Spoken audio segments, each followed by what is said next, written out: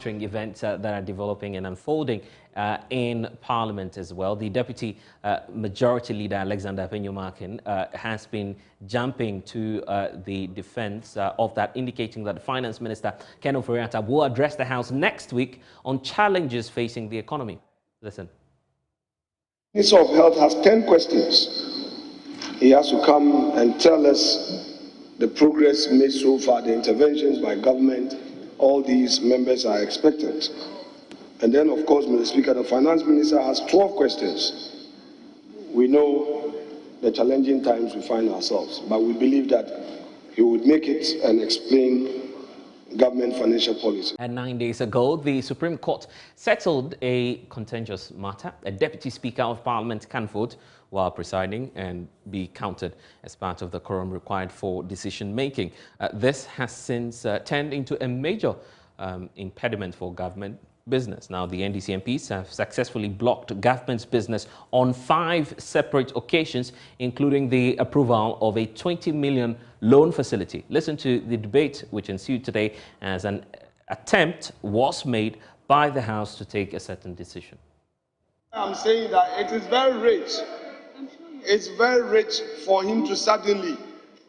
I see for me. It is very rich for him to suddenly, after considering motion 33, because we just took a decision on motion 33, which he had no objection. That immediately after, he has a problem with the next motion. Mr. Speaker, I find it very rich. Then, too, he now says that the basis of us proceeding, the basis of us, can you sit down for me to finish? The basis for us proceeding is not right. And the Constitution, and the Constitution, and the Constitution.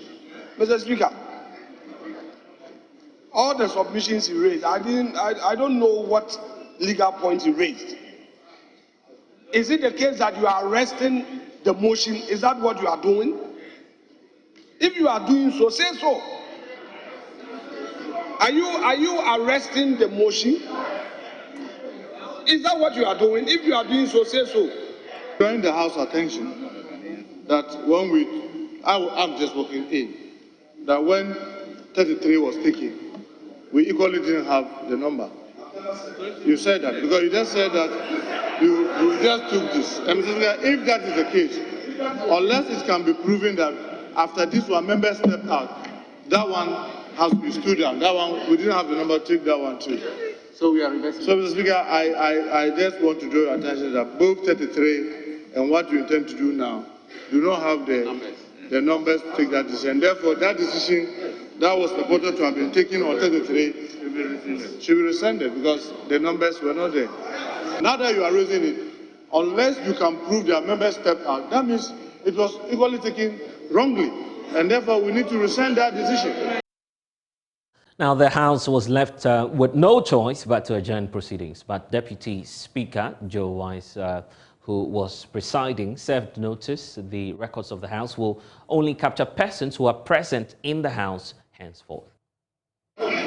Speaker, there should be calm. I think that we have done enough for the day. And I want to thank my colleagues for their cooperation. So, Speaker, under the circumstance, I will want to move for at least all the items that we had agreed to deal with has been dealt with. We've done the 2 statements, 1 apiece. We've moved the motion, the question has been put. So, Speaker, I want to move that the House is adjourned to Tuesday in the forenoon. Under the circumstances, I second that we adjourn. I second that we adjourn to Tuesday. The motion for adjournment has been moved and seconded. I'm directing that only members of Parliament who are here now are the ones whose name should appear in the vote of proceedings for today, unless there's evidence that somebody has been in and gone out.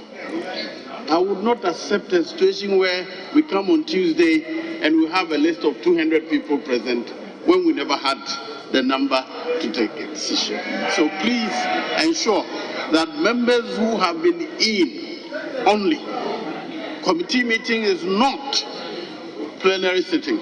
So whether the person wrote his name or not, if he's not in the chamber, please make sure he or her is marked absent. Now, Majority Chief Whip Frank Anodompre tells Joy News NPP MPs must show up for work to support government business. And then, you know, surprises are sprung on the floor, sometimes very worrying. But going forward, obviously, it's a concern that we have to deal with. If government business has to be prosecuted smoothly, then we have to find a way of dealing with that, coupled with the fact that we also need to get our numbers in. So the point is being made that if your colleagues were showing up, this issue would not come up at all. I mean, that is a concern for you as a whip. It's an internal concern for us. We'll deal with it. I don't want to justify that. With the internal elections going on, you know, the current internal elections going on is also affecting it. But that cannot be cited as a reason for them not to show up. So we'll deal with it. And thanks for staying with us here on The Pulse. When we return, we'll talk about the imminent food shortage. Stay with us here on the Joy News channel.